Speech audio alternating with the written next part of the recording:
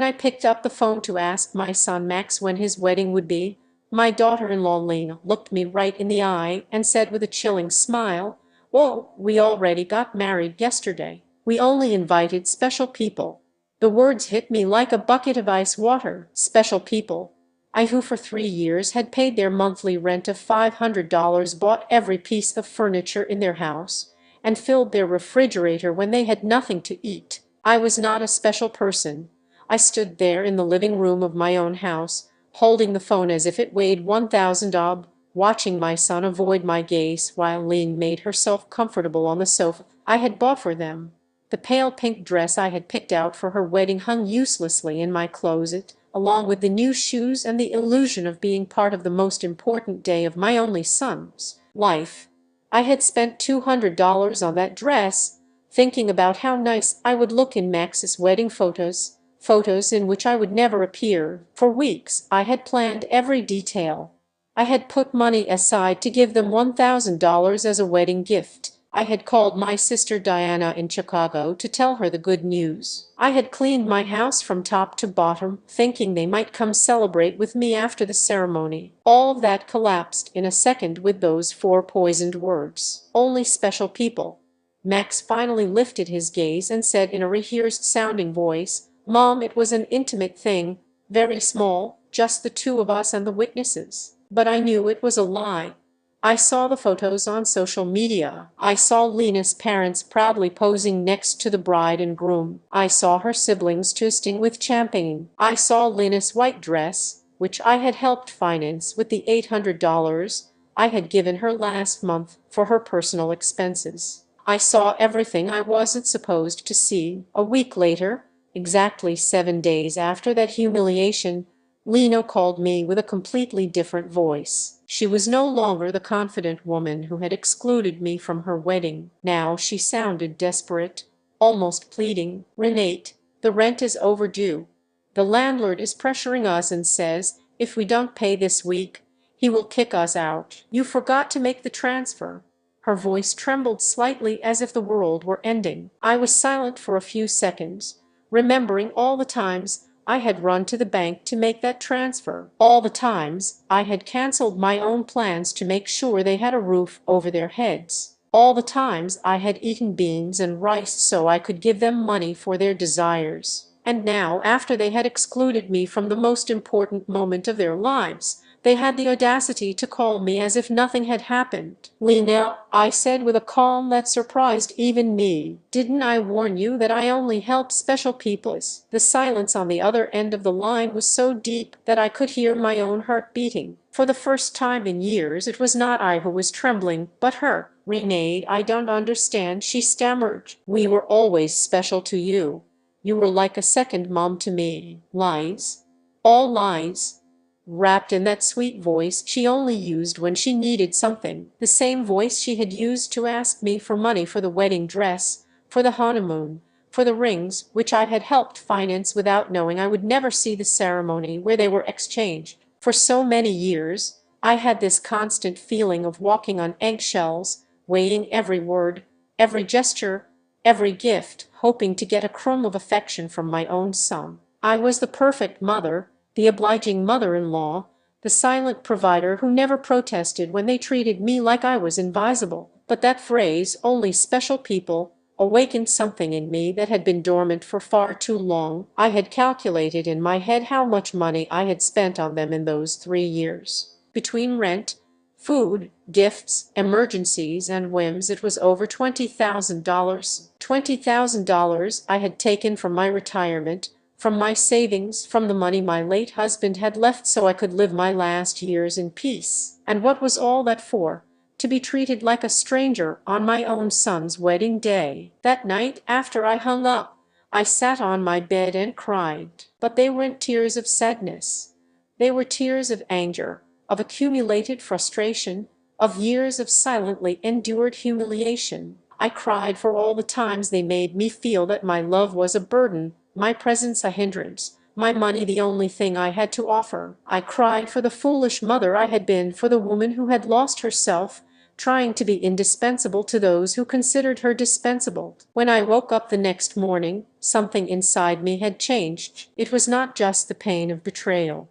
It was something deeper, colder. I stood up and looked at myself in the bathroom mirror. The same tired eyes as always, the same wrinkles that told stories of years of giving love without getting it back. But there was something else in my gaze, a hardness I didn't recognize, a determination that had been buried under years of compliance. I went to the kitchen and made coffee, as I had every morning for 40 years. But this time, I didn't think about calling Max to ask how he had slept. I didn't check my phone in anticipation of a message from him apologizing for the previous day's humiliation. For the first time in a long time, I was my own first concern of the day. I sat at the table where I had so often planned surprises for them, counted bills for their expenses, and cried silently when they treated me with indifference. Now, this table would be a witness to something completely different. I took out my checkbook, my bank statements, and started to do the math. I wanted to see in exact numbers the extent of my own foolishness. Monthly rent of $500 multiplied by 36 months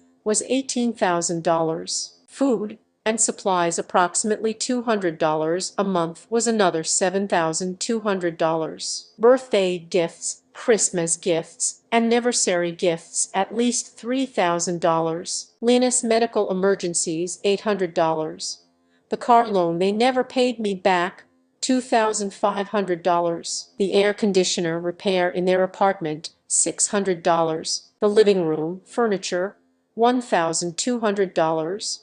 $33,400. That was the exact sum of my generosity. $33,400 I had wasted from my husband's inheritance, from my pension, from the savings I had put aside penny by penny for decades of honest work. All that money thrown out the window to keep two adults comfortable who couldn't even pretend to respect me. The phone rang and I saw Max's name on the screen. Normally, my heart would have pounded as I ran to answer, hoping he would finally apologize and explain that everything had been a misunderstanding, but this time I let it ring once, twice, 3 times. Finally, it fell silent, and I continued drinking my coffee as if nothing had happened. 10 minutes later, it rang again. This time, it was Lena. I let it ring, too. Then, a text came from Max. "Mom, please answer. We need to talk." I deleted the message without replying. At 2:00 in the afternoon, I decided to go for a walk. I hadn't done that in months without a specific purpose, without an errand related to them. It was always the bank for transfers, the supermarket to buy them something they needed, the pharmacy for Lena's medications. Today, I went for a walk just because I wanted to. I walked past the park where I had often taken Max as a child. I remembered that sweet boy who hugged me tight and said I was the best mom in the world. When had he become this man who treated me like an M with feelings? When did I start confusing love with money? When did I start to believe I had to buy my own son's affection? At the bank, where I had so often made automatic transfers, I stopped in front of the door. The branch manager, Mr. Pleen, saw me through the glass and waved. I had known him for years. He had processed every one of my transfers to Max and Lena. He had watched my account drain month after month to fill theirs. I went inside and walked directly to his office. "Mr. Pleen," I told him, "I need to cancel the automatic transfers I have programmed." He looked at me surprised. For 3 years, these transfers had been as regular as the sunrise. "Are you sure, Mrs. Richer?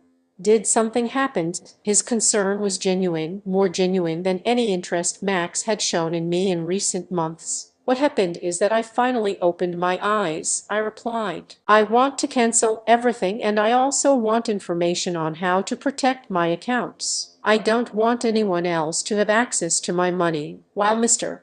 Klein processed the cancellations, my phone didn't stop ringing. Max, Lena, Max again. It was as if they had developed radar to detect when their source of income was in danger. I turned the phone off completely. "Mrs. Richer," Mr. Klein said as he handed me the papers. "I apologize for intruding, but in all these years, I have seen you be very generous with your family. I hope you are not being pressured to make these changes." His words touched me deeply. This man, who barely knew me beyond bank transactions, showed more genuine concern for my well-being than my own son. "I am not being pressured, Mr. Playing.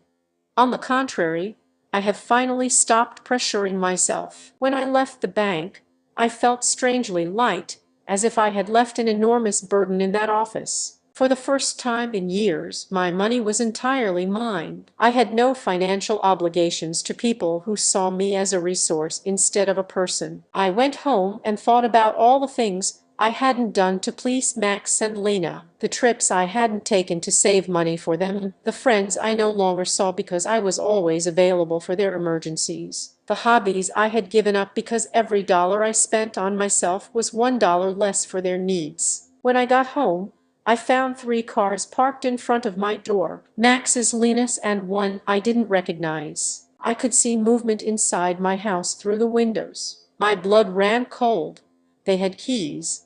I had given them keys because I trusted them, because I thought they would one day take care of me just as I had taken care of them. I took a deep breath before opening the door. It was time for the first real confrontation of my new life. I opened the door to my house and saw a scene I will never forget. Max was sitting on my sofa with his head in his hands. Lena was pacing back and forth like a caged animal, and an older man I didn't know was going through papers on my dining table. My papers, my personal documents.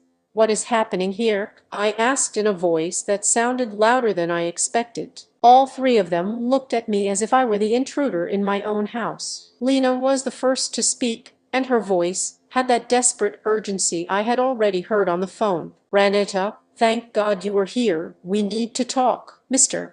Fisher is from the law firm. We consulted about your situation." My situation. The question came out of my mouth with a calm that surprised me. "What situation?" "I'm doing perfectly fine." Max finally lifted his head and looked at me with those eyes that once belonged to an innocent child and now only reflected financial panic. "Mom, we went to the bank and they told us you canceled all the transfers. Mr.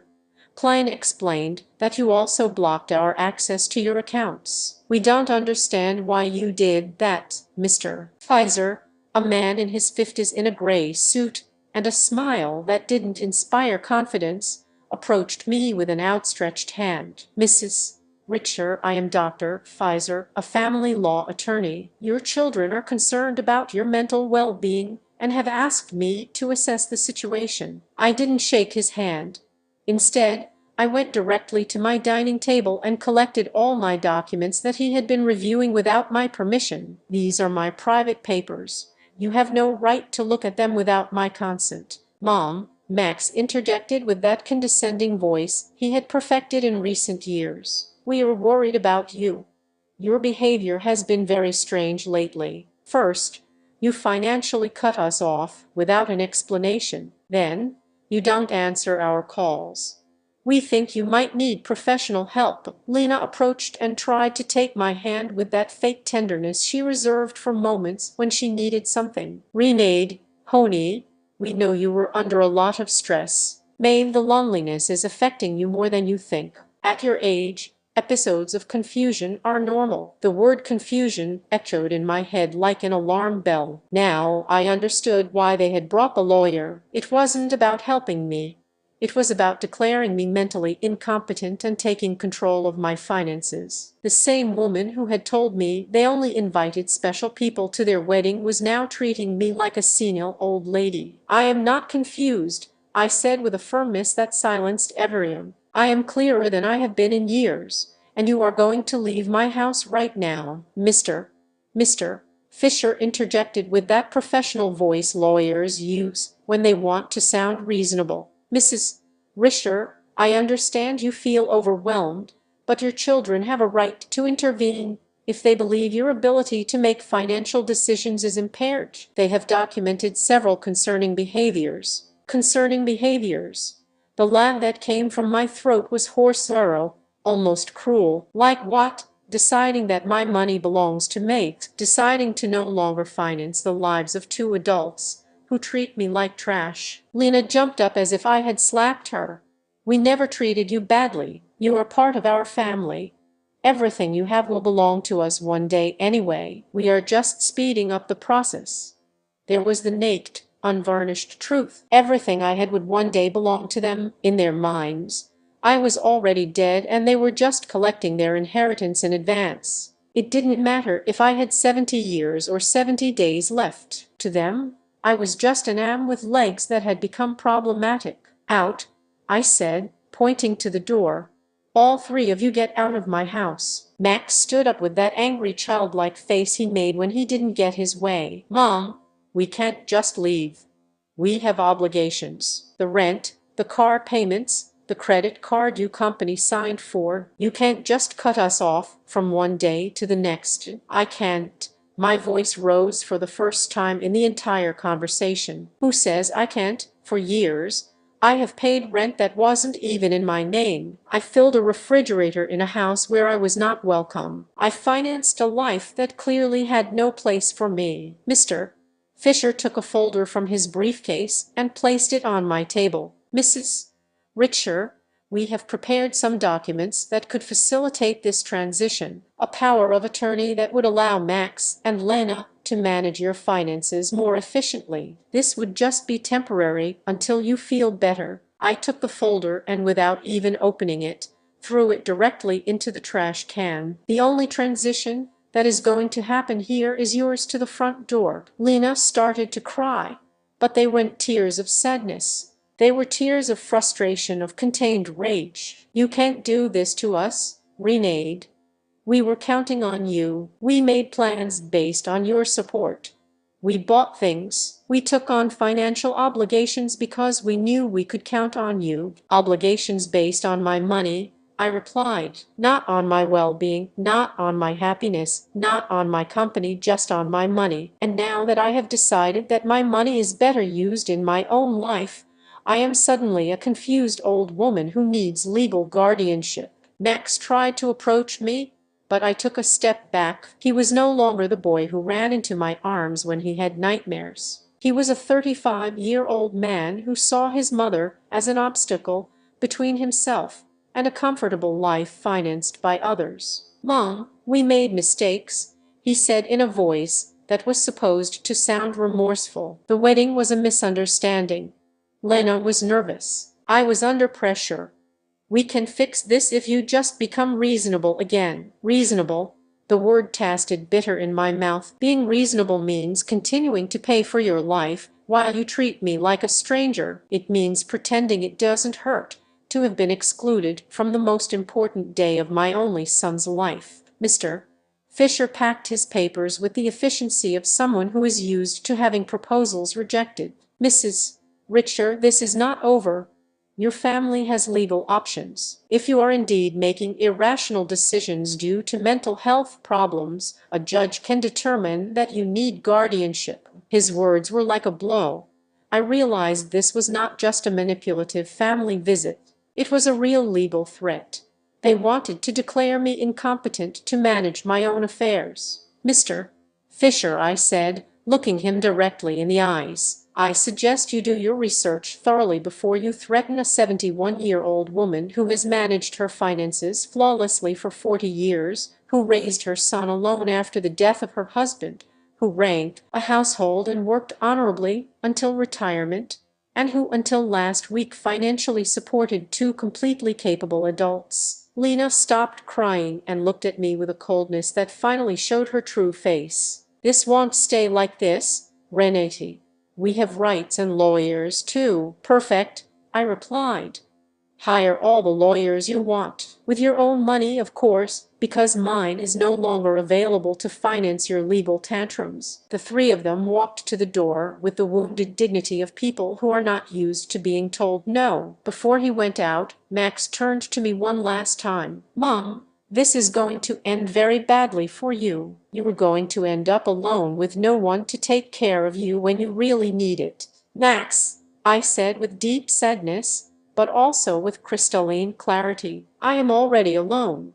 The difference is that now it's by my own choice, not by your neglect." As I closed the door behind them, I stood in my living room, surrounded by the most beautiful silence I had heard in years. It was the silence of freedom. That night, I couldn't sleep, but not out of sadness or regret, but out of adrenaline from having reclaimed control of my own life. I lay awake in bed, planning my next steps like a general preparing for a battle. If Max and Lena wanted to fight, I would give them a war, but it would be a war I would fight with intelligence, not with emotion. At 6:00 in the morning, I was already dressed and ready to go. My first stop was the office of attorney Mr. Weber, a man I had met years ago when I was handling my husband's will. Unlike Mr. Pfizer, whom Max and Lena had brought, Mr. Weber had an impeccable reputation and specialized in protecting the rights of the elderly. Mrs.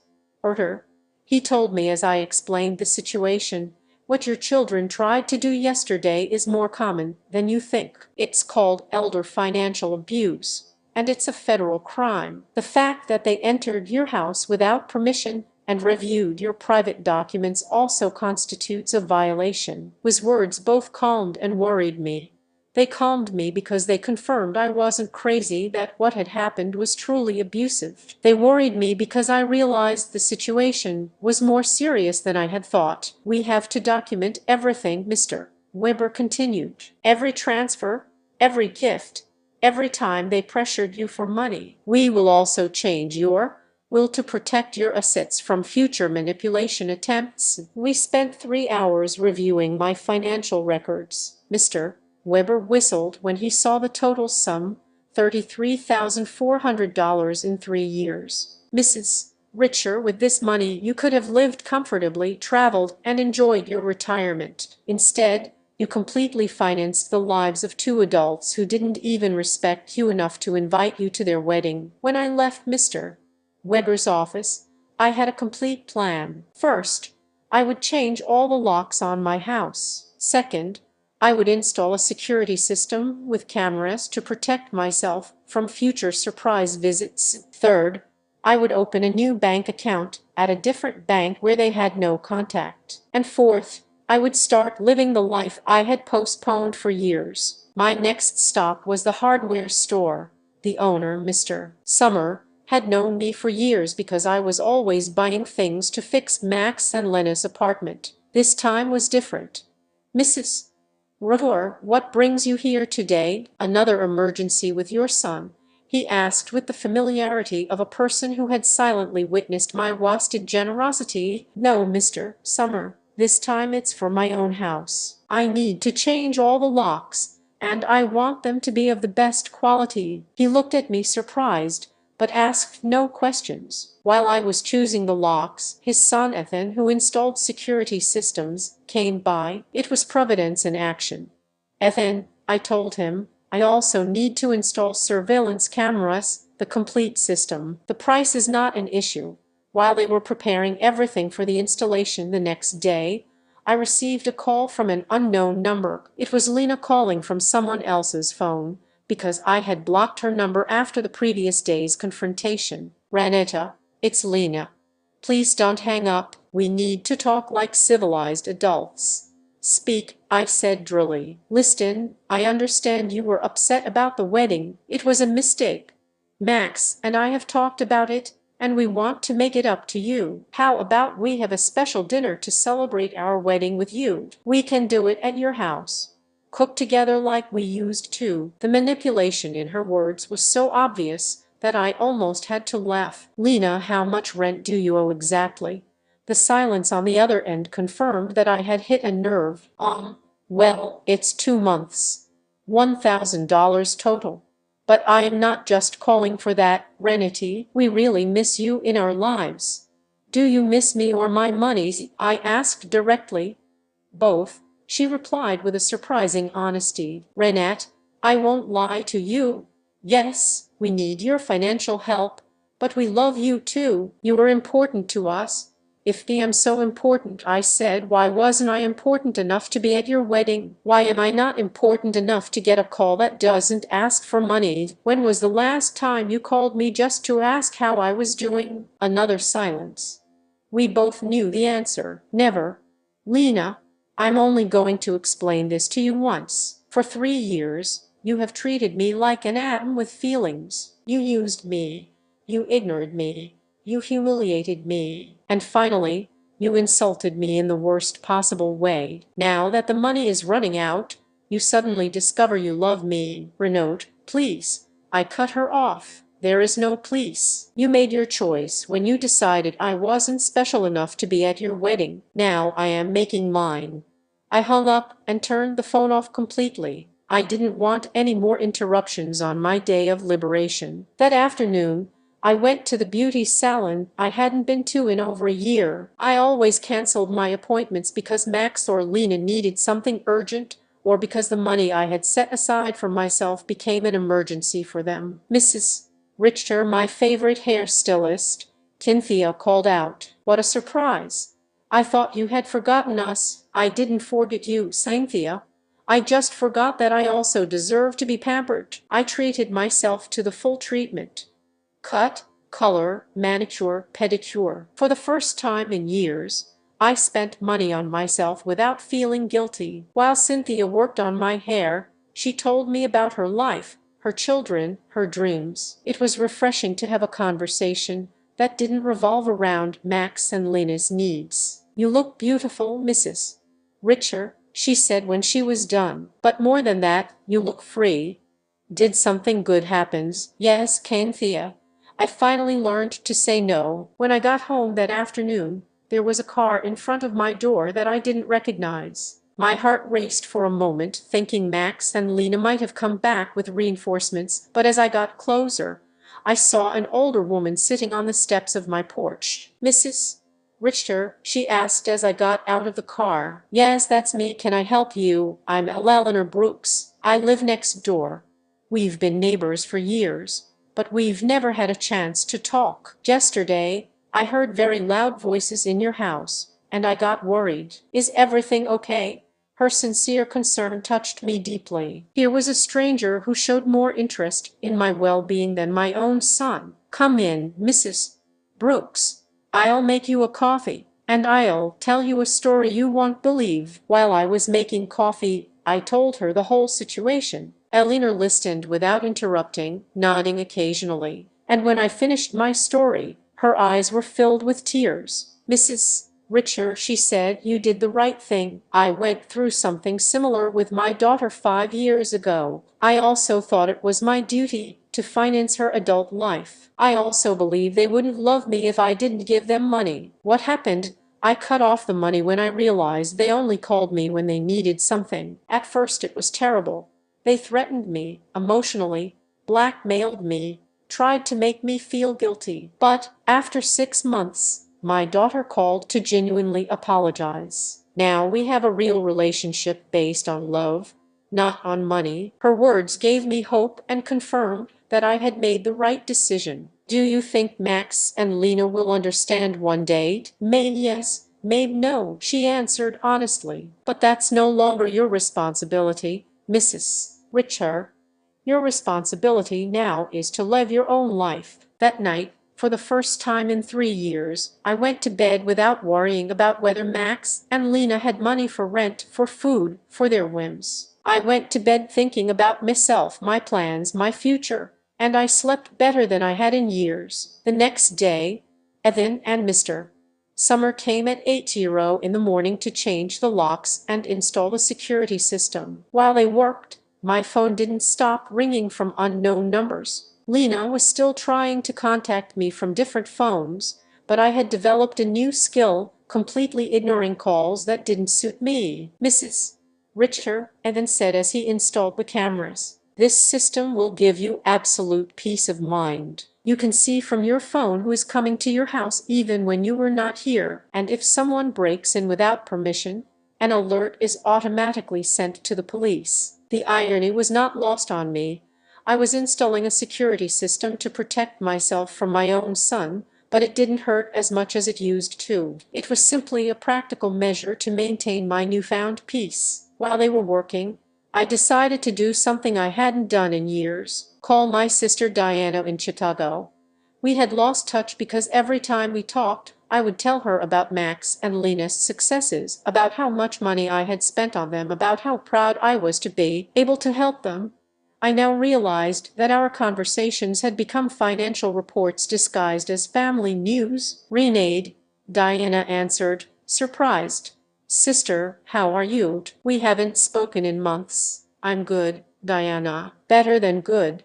I'm calling you to tell you that I've finally come to my senses." I told her the whole story from the beginning, the secret wedding, the humiliation, the visit with the lawyer, my decision to cut off the funding. Diana listened to me in silence. And when I was done, her answer surprised me. "Renee, sister, it was about time."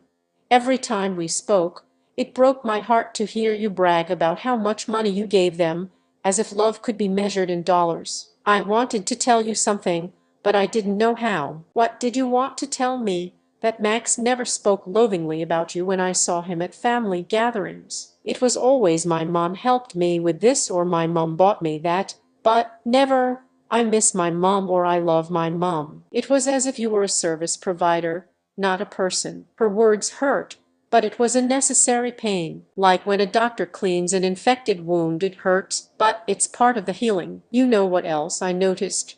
Diana continued.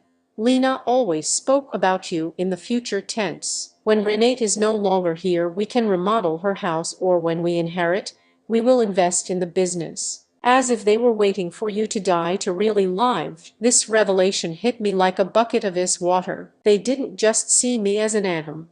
They saw me as a temporary obstacle between them and their money. While I was trying to make them happy, they were planning their future without me. After talking with Diana, I sat in my kitchen processing all this information. Years of marriage to a man who truly loved me, 35 years of raising my son alone after my husband's death, and 3 years of financing two adults who saw me as a $100,000 obstacle. The doorbell rang, and on the new cameras, I saw it was Eleanor with a mug in her hands. I opened the door and she handed me a fresh brewed coffee.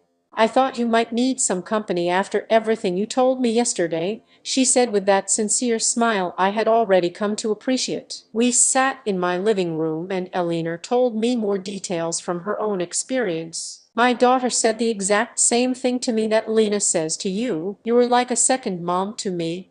We are special to you. Everything will be ours one day anyway." Those are rehearsed phrases, Mrs. Richer.